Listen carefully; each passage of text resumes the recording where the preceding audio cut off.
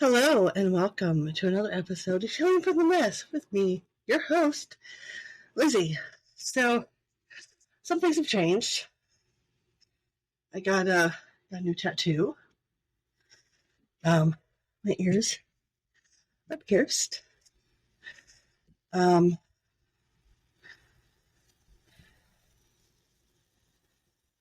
So I think where we left off a month ago was chapter 2.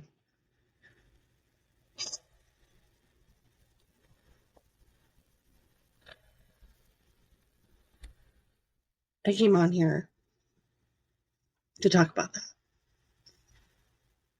A little. I'm not going into full detail because I'm not ready. I just came out of a full-blown crying session, so bear with me.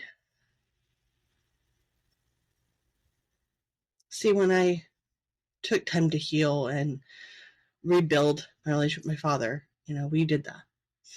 When I dove into therapy and worked on my childhood trauma and the issues with my mom, I did that. And mind you, I still have days. I'm still dealing with it, but it's easier. And now here I am at stage 2, stage 3, chapter 2, whatever you want to call it. I'm on a treadmill and I'm running the opposite direction. Going nowhere, but running.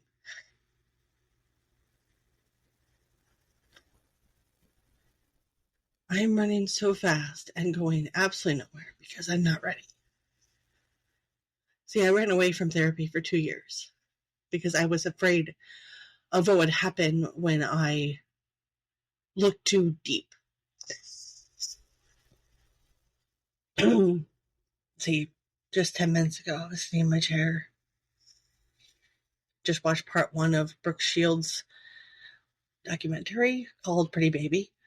I haven't watched part 2 yet. Probably will after this. And anyway, I was sitting there and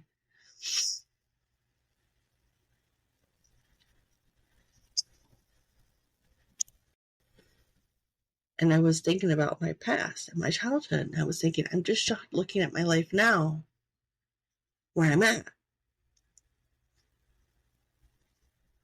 I'm going to start crying.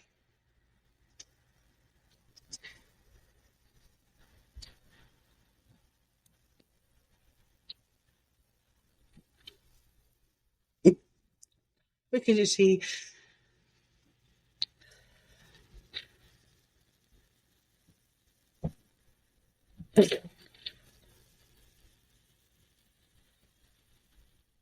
there are so many questions I have to ask that I'm not ready to know the answer to.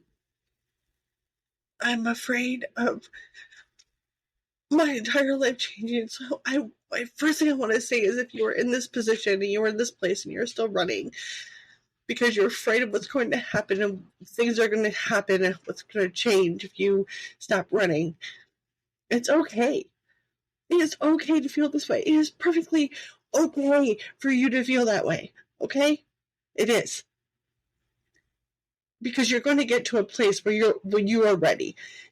Well, you're not ready, but you know it's time.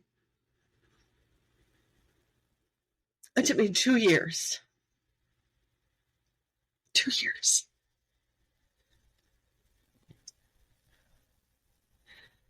And if you want to look at when I realized who my mom was to the time I went to therapy, that's like 20, almost like 18 years.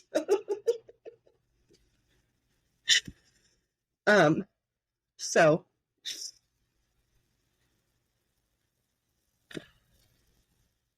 it's okay. It's okay if you're scared. It's okay if you're not ready. It's okay if you want to keep running in place, going nowhere.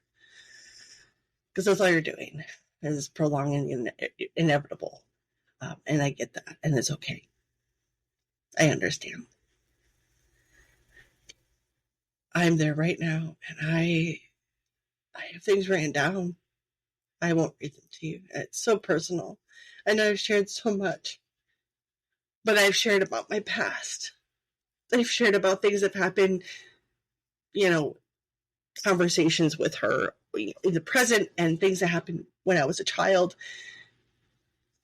if I haven't even talked about this to the people in my life it involves, I can't bring it up here. It's not fair to those people.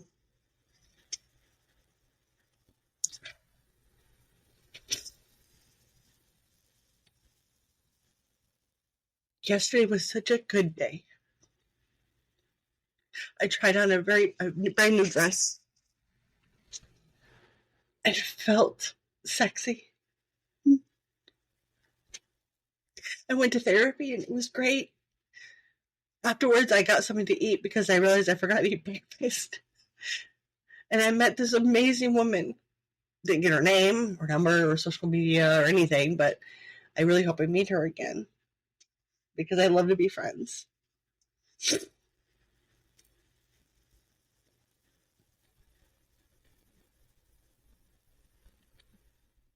But I knew something was wrong when it turned bedtime that I hadn't eaten since lunch. I haven't even eaten yet today. I have no appetite.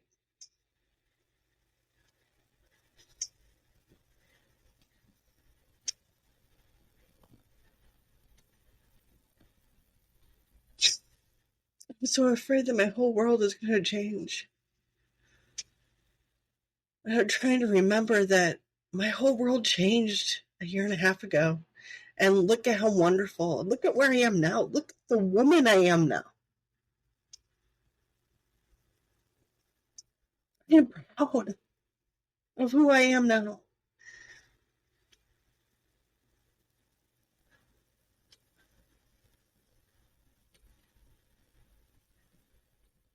Just be honest.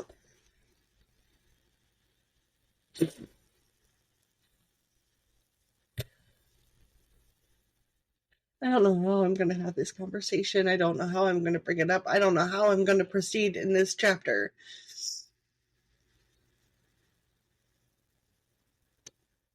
It's that fear. Oh my gosh, the fear makes me want to vomit.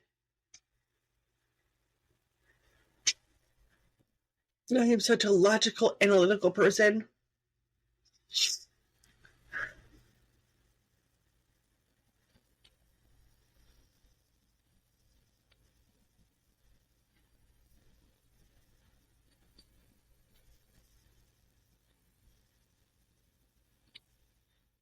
I don't let my insecurities or my fears or my irrational thoughts. I was listening to Tiffany Jenkins and Meredith Masony on their podcast, Take It or Leave It, which is also called Tioli for short, about they pole vault to conclusions. Their spouse didn't bring their phone with them, and they wake up and they're not there and they don't know where they are. And okay, they're dead. Okay, I'm going to have to plan a funeral. Okay, I'm going to have to do this. I do that. But I taught myself, and Meredith has learned this in therapy, you start going to the least logical to the most logical thing. So the least logical thing that could happen, the most logical thing that could happen. And you just kind of go through that. And this situation, this chapter, I have no idea how to do that. The fear has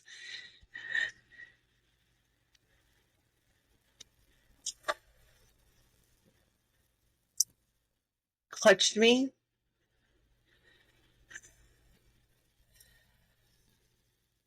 And I haven't tried to, I can't say that. I can't tell you I haven't tried to break free. I can't tell you I have, or I can't tell you that. I don't know where I'm at. All I know is I'm on a treadmill, facing the opposite direction, going nowhere. Sorry, my water bottle is totally in the way.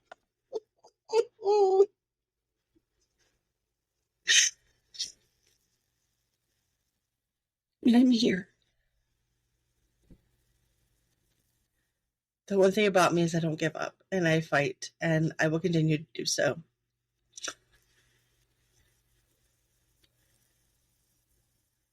But I am so afraid.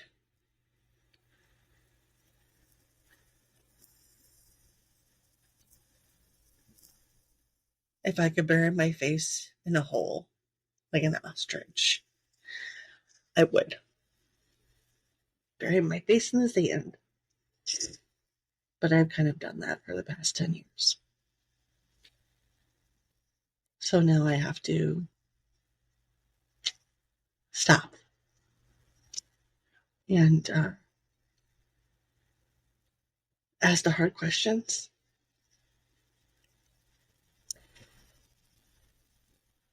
Even if my voice shakes, even if I get violently ill,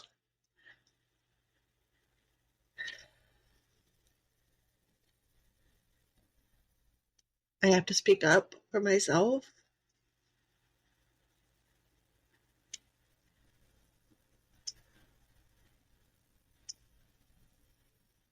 That's one of the hardest things I've ever had to do. I will speak and scream as loud as I can for other people. I will scream and I will scream and shout from the rooftops for anybody who's being hurt or isn't being heard or is facing, inequality or prejudice. My kids, my best friends, strangers, tell me to stand up for myself.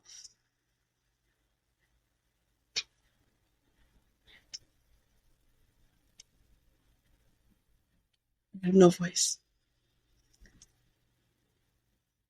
I know I have a voice now, and I know I have a voice that deserves to be heard.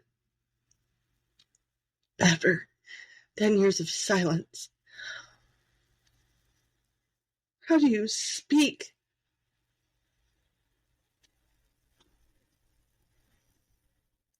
And how do you make them listen? How do you speak and say it's no longer okay when you've made it seem okay?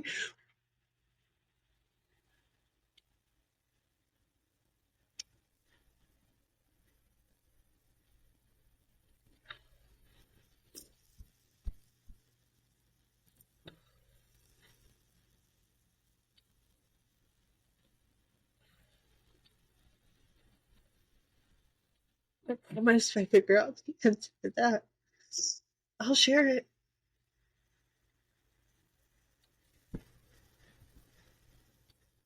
It was a very vulnerable episode. Oh my gosh.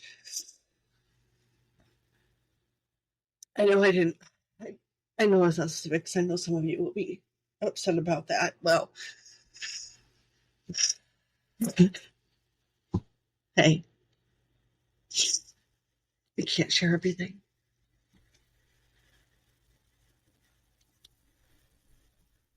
I appreciate you being here. And I hope you'll join me next time for another episode of Healing from the Mess with me, your host, Lizzie.